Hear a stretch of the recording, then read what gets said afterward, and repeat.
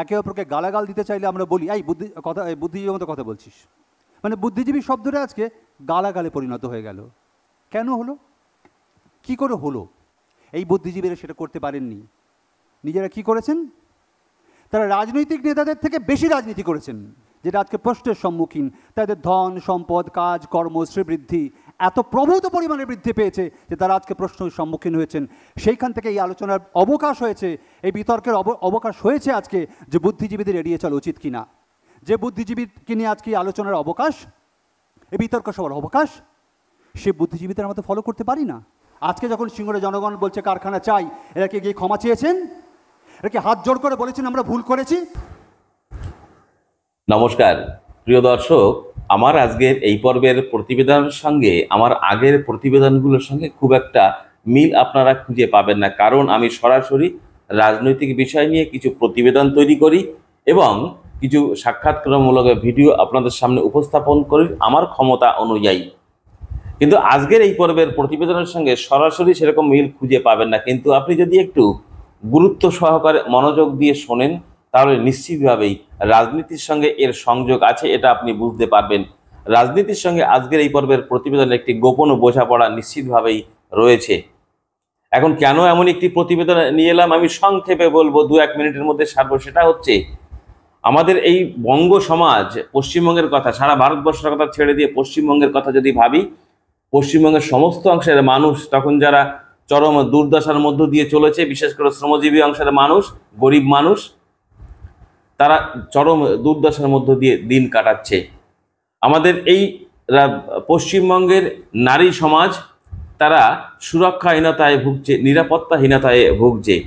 আর এই নারীদের নিরাপত্তা দেওয়ার কাজ, এই সমাজের মানুষকে নিরাপত্তা দেওয়ার কাজ যাদের উপরে বর্তায়, সেই পুলিশ প্রশাসন, তাদের ঘরের মা স্ত্রী, তারাও, তাদের সম্মানও আজকে সুরক্ষিত নয়। আমরা দেখেছি তো হচ্ছে অনুব্রত মণ্ডলের ঘটনা, বোলপুরের আইসি লিটন হালদার পুলিশ অফিসার, তার মা স্ত্রীর সম্মানহানি করা হলো কিভাবে, কি হচ্ছে ব্যবস্থা নেওয়া হয়েছে আজ পর্যন্ত আমরা সেইভাবে কেউ জানি না। অন্যদিকে সেই পার্ক স্ট্রিট থেকে শুরু করে কামুদনী, হাঁসখালি, আরজিকর, হচ্ছে কসবার ল কলেজ, কত বলবো, প্রত্যেকটি ঘটনায় মহিলাদের উপরে আক্রমণ, চরম আক্রমণ নেমে এসেছে। আর এই আক্রমণের অভিযুক্ত প্রত্যেকটা ক্ষেত্রেই কোনো না কোনোভাবে, অধিকাংশ ক্ষেত্রেই তৃণমূল কংগ্রেসের একাধিক কর্মী সমর্থকদের নাম জড়িয়ে পড়েছে। এরকম একটা অবস্থায় যখন এই সমাজকে বাঁচাবার তাগিদে সমাজের সমস্ত অংশের মানুষের সঙ্গে যখন বুদ্ধিজীবীদের অংশগ্রহণের একটা বড় চাহিদা ছিল মানুষের, যে বুদ্ধিজীবীরা অন্ততপক্ষে রাস্তায় নামুক, তারা কিন্তু আর রাস্তায় নামতে পারছে না। একটা প্রশ্নচিহ্ন উঠে এসেছে, তাহলে কি বুদ্ধিজীবীদের শিরদাঁড়াটা খানিকটা ব্যাকা হয়ে গেল, দুর্বল হয়ে গেল, তারা আর সোজা হয়ে দাঁড়াতে পারছে না, হাঁটতে পারছে না, নাকি তারা কোনো মোটা প্যাকেট গুনতে ঘরের মধ্যে ব্যস্ত? এটা প্রশ্নচিহ্ন একটা উঠেই যাচ্ছে। কারণ আমরা দেখেছিলাম, ব্যাখ্যায় না গিয়েই আমি বলি, সিঙ্গুরের ন্যানো কারখানাকে ধ্বংস করবার জন্য যাদের একটা বড় হাতে ছিল, আন্দোলন করেছিল, সেই আন্দোলনকারীদের সঙ্গে পায়ে পা মেলাতে দেখেছিলাম আমাদের রাজ্যের একটা বড় অংশের বুদ্ধিজীবী মহলের। কারোর মুখে দাড়ি ছিল, কারোর ফ্রেঞ্চ কাট দাড়ি, এরকম বহু বুদ্ধিজীবী যারা আছে লেখালেখি করতো। পশ্চিমবঙ্গ গেল গেল একটা রব উঠেছিল এই বুদ্ধিজীবীদের স্লোগানে।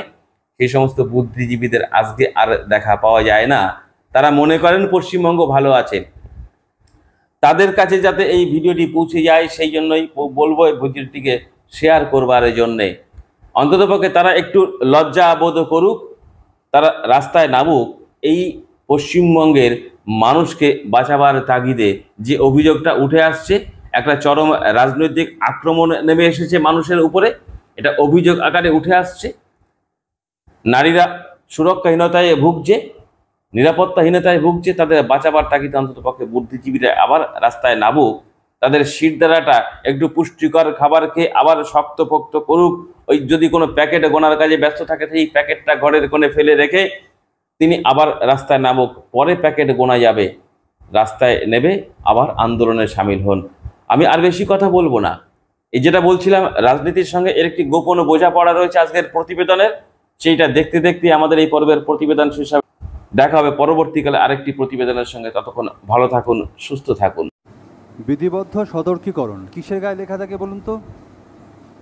সিগারেট, মদ, মানে প্রথম খেতে দারুণ লাগে, মনে হয় আরও খাই, আরও সঙ্গ করি, লিভারটা কিন্তু পচে যায়। সিগারেটটা প্রথমকে দারুণ লাগে, ক্যান্সারের কারণ। তে বিধিবদ্ধ সতর্কীকরণ কই রসগোল্লার গায়ে তো লেখা থাকে না, কই দুধের প্যাকেটের গায়ে তো লেখা থাকে না। তো সেখান থেকে আমাদের বোঝা উচিত যে বুদ্ধিজীবী সেবন আদৌ আমাদের করা উচিত, স্বাস্থ্যের পক্ষে হানিকর কি না। এখন বুদ্ধিজীবী শব্দটা নিয়ে নানা রকম প্রশ্ন আছে। এখন দেখো, যে কোনো শব্দ আলোচিত হয় সময়ের নিরিখে। মানে ধরুন, আজ থেকে বেশ অনেক বছর আগে কোনো ভদ্রমহিলাকে মেয়ে ছেলে বললে তিনি অতটা খারাপভাবে নিতেন না, আজকে বললে কিন্তু সেটা খারাপ শোনাবে। বা মাগি শব্দটার অর্থ মেয়ে, আজ থেকে অনেক বছর আগে মাগি শব্দটা কেউ অফেন্স নিতেন না, আজকে কোনো মহিলাকে বলা হলে সেটা অফেন্স। তো সময়ের সঙ্গে সঙ্গে শব্দের মানে পাল্টে যায়। তো আমরা যে সময়ে দাঁড়িয়ে বুদ্ধিজীবী শব্দ নিয়ে আলোচনা করছি, সেই বুদ্ধিজীবী শব্দটা একটু ভালো করে ভেবে দেখলে দেখবো আমরা খুব বেশি দিনের পুরনো নয়। এটা এই পোস্ট নন্দীগ্রাম, প্রি নন্দীগ্রাম, সিঙ্গুর পশ্চিমবঙ্গে যে টালমাটাল একটা অবস্থা হয়েছিল, ঠিক সেই সময় থেকে। তার আগে আমরা কখনই বলতাম না যে বুদ্ধিজীবী রামকিঙ্কর বা বুদ্ধিজীবী গণেশ পাইন বা বুদ্ধিজীবী শক্তি চট্টোপাধ্যায় বা বুদ্ধিজীবী সমরেশ বসু। লেখক, চিত্রকর, গায়ক, অভিনেতা, অনেক বড় বড় মানুষ ছিলেন। বা বুদ্ধিজীবী রবীন্দ্রনাথ, তারা প্রত্যেকে তাদের মতো করে সমাজে অনেক কিছু কন্ট্রিবিউট করেছেন। এখন এই আলোচনার শুরুতে এখানে ক্লাবের বোধহয় প্রেসিডেন্ট, আমি জানি না, তিনি প্রশ্ন করছিলেন যে বুদ্ধিজীবী কারা, মানে বুদ্ধিজীবী এবং ইন্টেলেকচুয়ালকে একটা মিলিয়ে দেওয়ার প্রবণতা আছে। বোধহয় বিষয়টা তা নয়। আমার নিজের প্রশ্ন ছিল কারা ইন্টেলেকচুয়াল। তো এই খুঁজতে খুঁজতে আমি একটা ইংরেজিতে কথা খুঁজে পেয়েছি, আমি লিখে এনেছি আপনাদের শোনাবার জন্য। আমার আইডিয়াটা খুব ভালো লেগেছে। যে intellectual means involving a person's ability to think and to understand ideas and informations. মানুষকে, সমাজকে বিভিন্ন আইডিয়া, বিভিন্ন ইনফরমেশন বুঝতে সাহায্য করে। এবার বুদ্ধিজীবী যারা হলেন, এই বুদ্ধিজীবী সম্প্রদায়ের উদ্ভব যে পশ্চিমবঙ্গের রাজনৈতিক ডামাডোল প্রেক্ষাপটে, সেই সময় এই বুদ্ধিজীবীরা পশ্চিমবঙ্গে এটা খুব শ্রদ্ধার সম্মানের জায়গা পেয়েছিলেন। খেয়াল করে দেখবেন, আজকে দুই বন্ধুর মধ্যে মনোমালিন্য হলে একে অপরকে গালাগাল দিতে চাইলে আমরা বলি এই বুদ্ধিজীবীর মতো কথা বলছিস। মানে বুদ্ধিজীবী শব্দটা আজকে গালাগালে পরিণত হয়ে গেল। কেন হলো? কি করে হলো? মানুষ তো বোকা নয়। তার কারণ এই যে ফ্যাক্টস অ্যান্ড ইনফরমেশনস, বুদ্ধিজীবী ইন্টেলেকচুয়ালের যে কাজ ছিল সেটার সত্যতা নির্ধারণ করা, তা না করে যখন সেই নির্ধারণের সময় এলো, যখন আজকে অসংখ্য মানুষ প্রশ্ন করে যে নন্দীগ্রামে সেই লোকগুলো কোথায়, যে মহিলা স্তন কেটে নেওয়া হয়েছিল, যে শিশুগুলোকে মহাভারতের গল্পের মতো দুপা চিড়ে ফেলা হয়েছিল, সেই মানুষগুলো কোথায়, তাদের বাড়ির লোকেরা কোথায়, তাদের পাশে আপনারা কবার গিয়েছেন? এই ফ্যাক্টস অ্যান্ড আইডিয়াসকে বুঝতে সাহায্য করা যাদের কাজ, ইন্টেলেকচুয়ালস, এই বুদ্ধিজীবীরা সেটা করতে পারেননি। নিজেরা কি করেছেন? তারা রাজনৈতিক নেতাদের থেকে বেশি রাজনীতি করেছেন। দেখবেন, এই বাবু যত বলে তার থেকে পারিষদ বেশি বলে। যে বাবু কি বলছে, রাজনৈতিক দলের নিজস্ব এজেন্ডা থাকে সমস্ত দলের, বাট পারিষদরা যা বলছেন, এই কোট আনকোট বুদ্ধিজীবী, সেটা বাবুর থেকেও বেশি।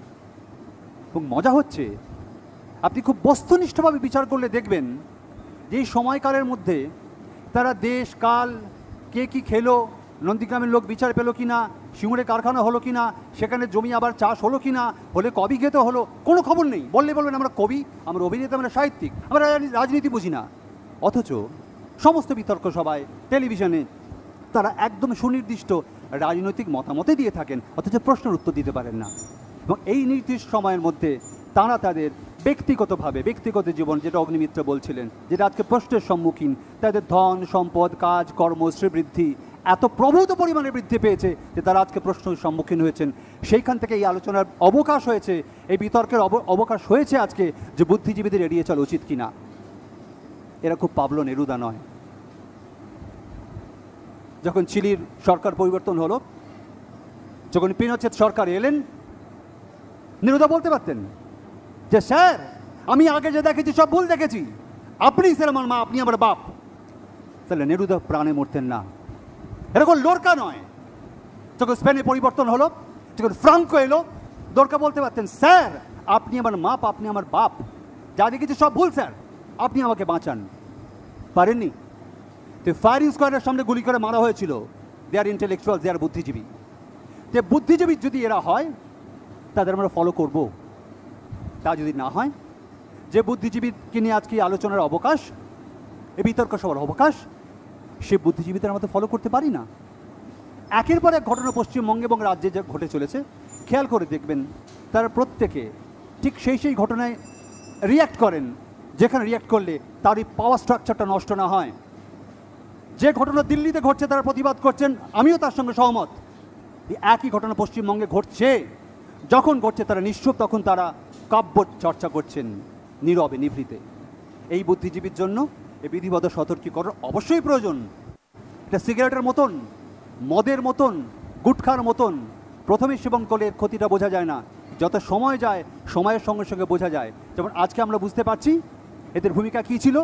এটা যদি প্রশ্ন করি, যদি এরা সবসময় বলে থাকেন জনগণ শেষ কথা বলবে, জনগণ কী চেয়েছিল না, জনগণ সিঙ্গুরে কারখানা চায়নি, তাই সিঙ্গুরে হেরে গিয়েছিল। আজকে যখন সিঙ্গুরে জনগণ বলছে কারখানা চাই, এরা কি গিয়ে ক্ষমা চেয়েছেন? এরা কি হাত জোড় করে বলেছেন আমরা ভুল করেছি? বলতে পারবেন না। এরা হচ্ছে বুদ্ধিজীবী। এই বুদ্ধিজীবীদের আমরা এড়িয়ে চলবো। এড়িয়ে না চললে, সিগারেট খেলে, মদ খেলে নিজের অজান্তে যে সর্বনাশ হয়, এই বুদ্ধিজীবীদের ফলো করলে সেই সর্বনাশ আমাদের অচিরেই হবে। তা আমার অন্তত কোনো সন্দেহ নেই। নমস্কার।